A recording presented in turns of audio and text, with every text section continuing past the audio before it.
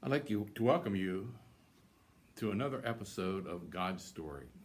This is a weekly faith formation event where God's story is told, and we have some time to think about how this story is still real to us. The story today is from Mark, the second chapter, beginning at the first verse. A paraplegic.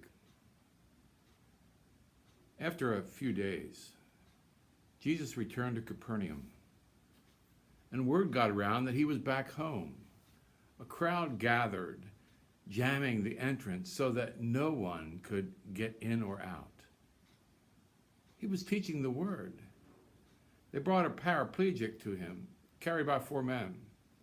When they weren't able to get in because of the crowd, they removed part of the roof and lowered the paraplegic on a stretcher.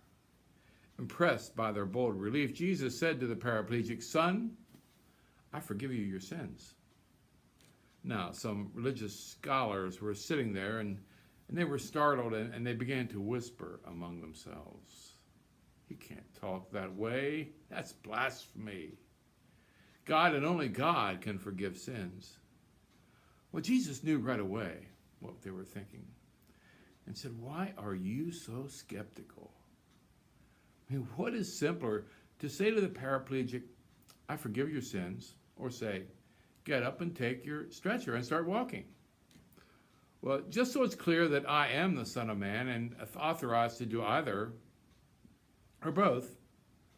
And he looked now at the paraplegic. "Get up, pick up your stretcher and go home." And the man did it.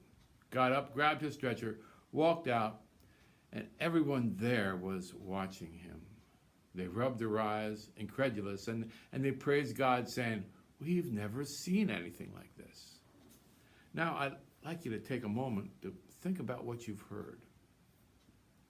And then go to the website at www.floreslutheran.org and see if you might be able to answer the questions to see how this text, how this story is still quite real in your life. And you have a great week.